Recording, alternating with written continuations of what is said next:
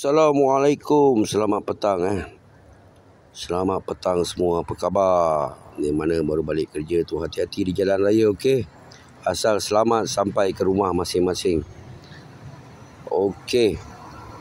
Berita dari Zero Hedge berkata yang Ukraine sekarang terlalu terdesak untuk mencolek remaja yang dipaksa untuk berperang. Dan lepas itu dihapuskan oleh Rusia, dan remaja ini semua takut nak berperang dengan Rusia. Dan remaja yang berketurunan Hungarian yang diambil daripada West Ukraine, mereka adalah penyokong kuat Zelensky sebelum ini. Dan kalau mereka tak ada, saya ingat memang Zelensky pun tak jadi Presiden Ukraine. Dan jika mereka tak nak berperang, mereka kena bayar denda dan rasuah untuk tidak perlu pergi berperang. Dan kalau yang kaya kena bayar sampai $7,000. Kalau tidak, mereka akan dihantar untuk berperang. Banyak remaja tidak berani keluar rumah ini kerana mereka takut akan diambil, dicolek untuk pergi berperang. Ini adalah interview daripada media France pada remaja di sana. Dan dah terjadi 1 tahun lebih perkara ini. Dan salah seorang askar pangkat besar yang Ukraine yang berpangkat, yang kaya kerana dapat duit, yang duit tebusan ni lah. Kalau nak pergi perang, tak payah bayar. Kalau tak nak perang, kena bayar $7,000. Dan askar berpangkat komander ini yang berada di Odessa, begitu kaya, nama dia Yevgeny Borisov, yang mempunyai rumah banglo dan yang luxury di Spanish Coast. Dan inilah dikatakan mereka buat duit dalam perang Ukraine. Dan belum senjata yang diberi kepada Western yang dijual di black market. Ini belum lagi kita cerita senjata yang dijual di black market, di merata-rata negara dijual di black market. Senjata yang telah diberi oleh US, NATO, ally, semua telah dijual macam goreng pisang di luar negara. Ini yang Putin takut kalau senjata mereka pun dibuat begini. Sebab tu Putin apabila memberi senjata, dia memberi senjata dengan berhati-hati supaya tidak ada orang yang menjualnya di black market, kerana perang ini penting senjata untuk Rusia. Dan kalau cerita remaja yang dijual ni sudah lama terjadi cuma banyak orang yang tak tahu.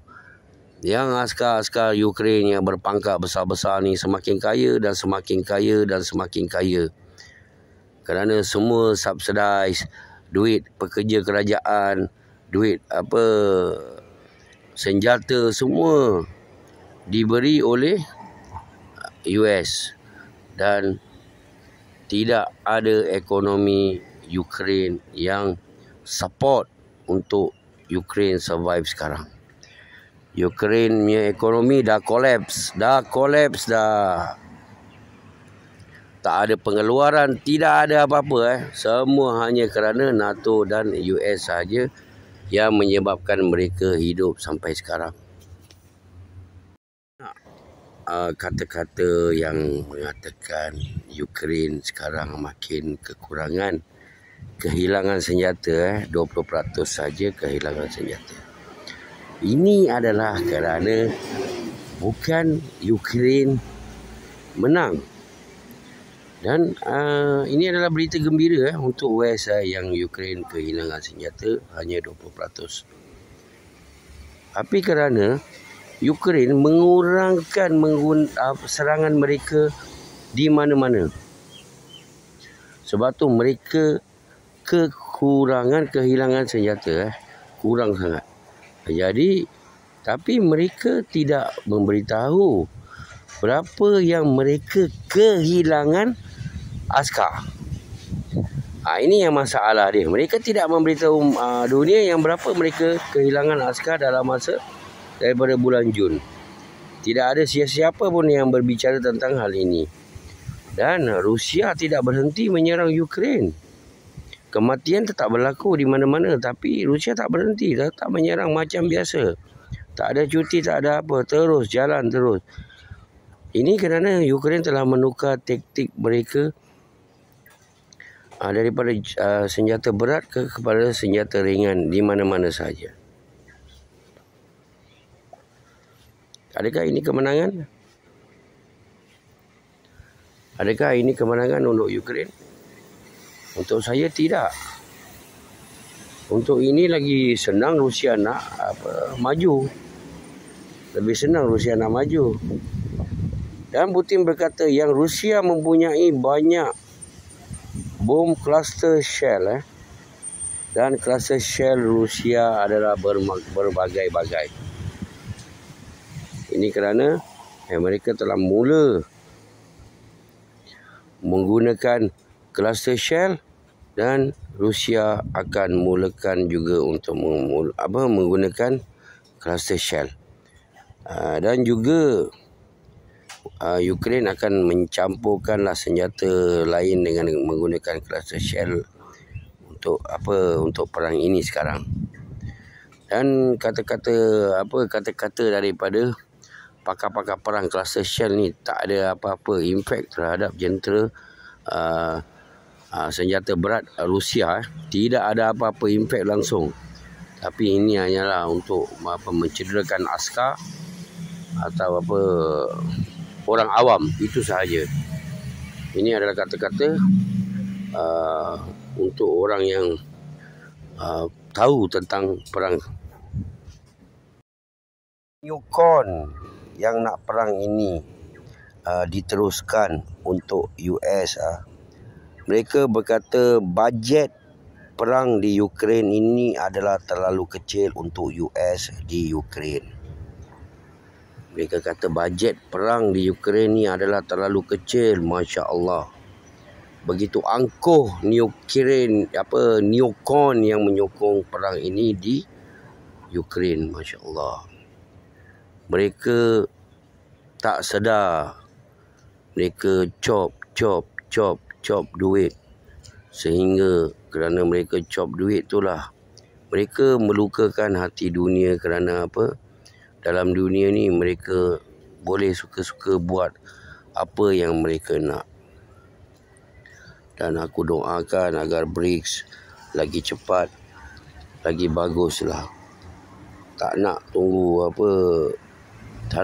lagi 10 tahun ke apa. Lagi cepat, lagi bagus.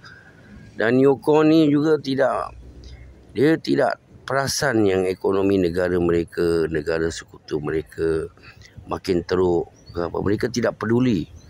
Yang mereka tahu mengarahkan negara-negara yang bersekutu dengannya, chop je duit. Janji kita menang perang dengan Rusia. Sebab tu tuan-tuan dan puan-puan nak kena faham.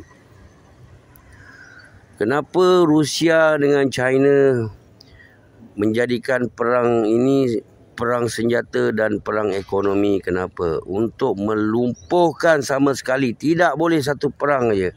Mesti kena ada 2 perang. Dan baru boleh melemahkan US dan meruntuhkan US. Inilah yang ditakutkan oleh US. Tapi sementara waktu, mereka akan cuba mendapatkan kemenangan terhadap Rusia.